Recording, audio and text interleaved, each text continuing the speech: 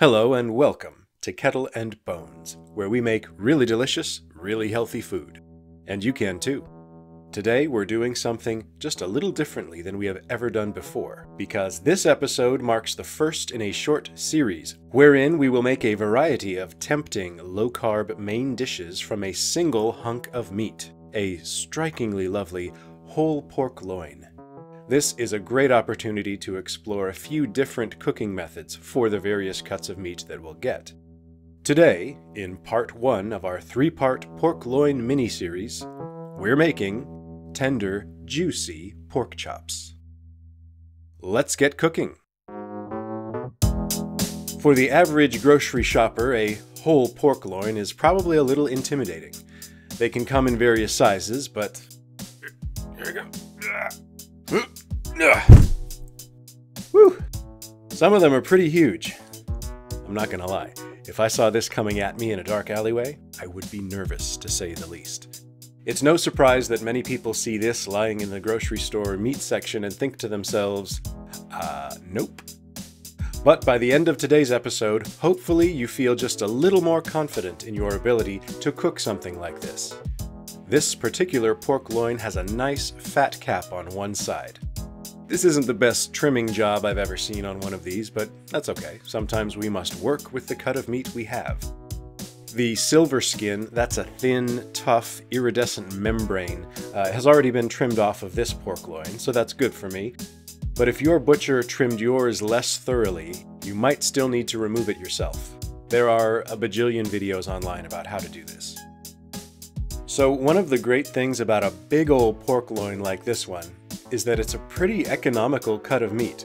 This one is just under 10 pounds, about 4.5 kilos, and it cost me less than $30 US.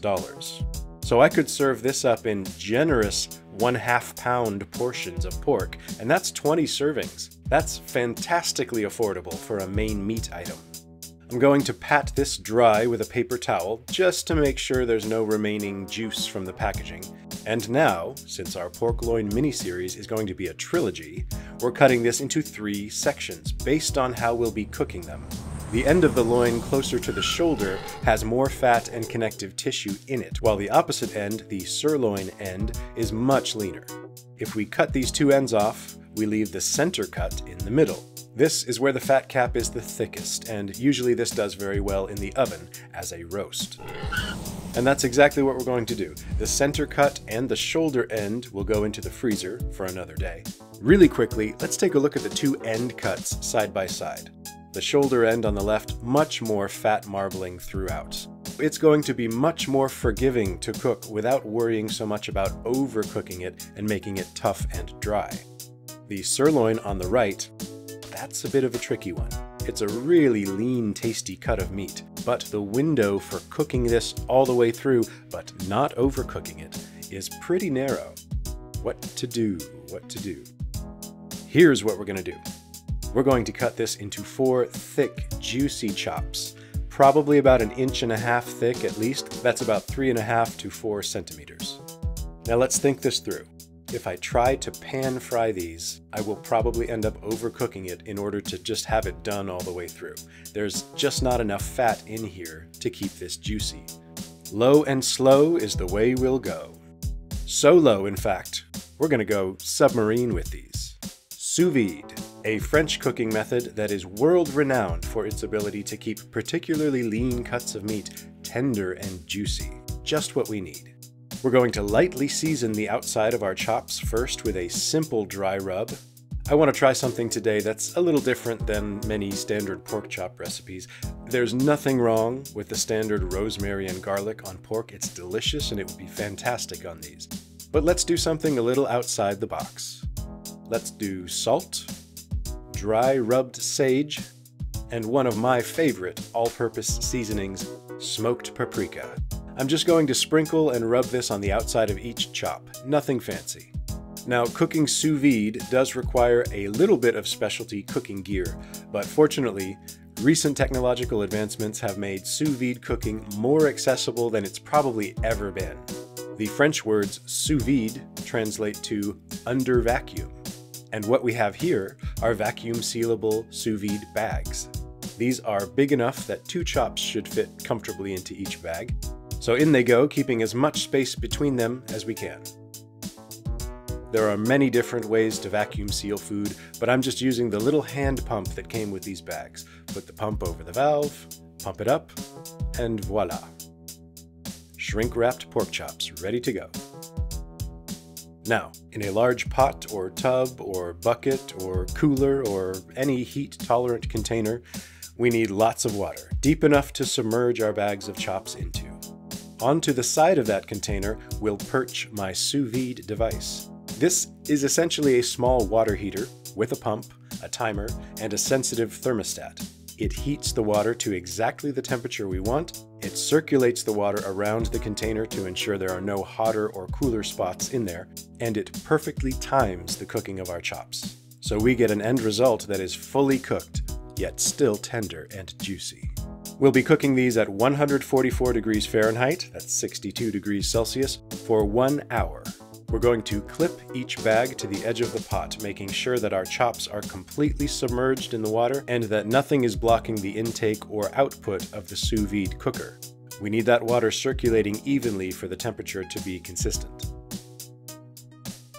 After 1 hour, these are done, perfectly cooked. It's that easy. Out they come. The greatest advantage of cooking sous vide is that the temperature is kept completely constant. These pork chops never got above our exact desired internal temperature of 144 degrees Fahrenheit. They will never overcook with this method, and none of the moisture escaped the vacuum-sealed bag. I'm removing these from the bags to a paper towel-lined plate. Set the bags of liquid to the side though. Don't pour these out yet.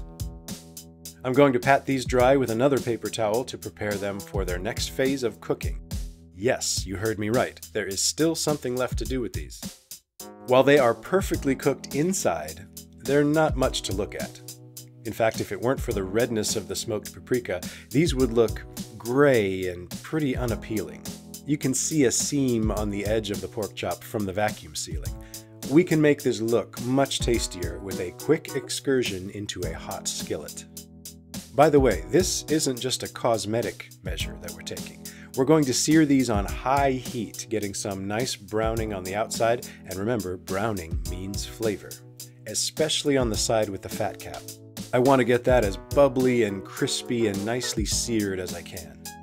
The seasoning is also going to sear, giving us a really nice smoky, almost barbecue-like flavor.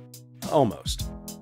But remember, these are already perfectly cooked. So this isn't something we're doing to cook these anymore. This is just about the flavor and appearance of the outside. The skillet needs to be hot, and we're doing this fast. It's going to be less than 1 minute per chop to sear all the sides.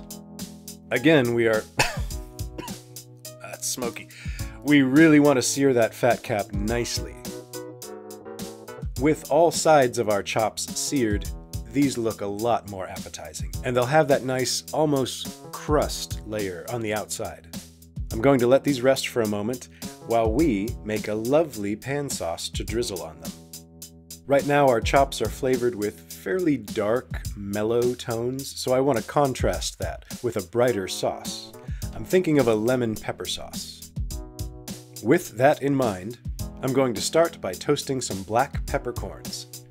I've added whole peppercorns here. I think that's going to add a nice crunchy textural effect in the end.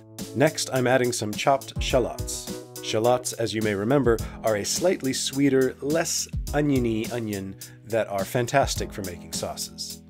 I'll let the onions cook for just a few minutes, and then I'm adding some apple cider vinegar, just enough to sort of cover and mingle with the chopped shallots and peppercorns. The vinegar will add some bright flavor, and it's also going to help deglaze our pan. It's going to loosen up any nice flavorful bits of fond that are in there from when we seared our chops. Next, as we do when we're making a pan sauce, we're going to add some chicken stock, or beef stock, or veal stock, except that no, we aren't. We have 2 bags of wonderfully flavorful pork juice left over from the sous vide process, remember? This is good stuff. I'm going to add to that just a sprinkle of chicken bouillon. to sort of round out the flavors. If you're using a bouillon cube, probably that's not even half of it, just a pinch. That said, we're going to be tasting this as we go, so you'll have a chance to add more of anything you think the sauce needs. Next, I'm adding a splash of heavy cream. This is pretty salty right now, and the cream will help to mellow some of that out. Also, lemon pepper cream is a classically delicious combination. Speaking of lemon, next, lemon. We're adding the zest and juice of one entire lemon. I don't feel like chasing seeds around a hot pan today, so I'm using a citrus press to get the juice. Now, just as we did when we made our balsamic cream sauce for our oven-roasted vegetables, we're going to let this simmer until it reduces down and thickens. While this is reducing, it's a great opportunity to periodically taste and add anything you think is needed. For example, instead of adding a pinch of salt, you can add in the remaining dry rub mixture from the plate we seasoned our chops on. If it's then a little too bright and lemony, a little more cream will mellow things out. Get this the way you want it. This pan sauce is yours.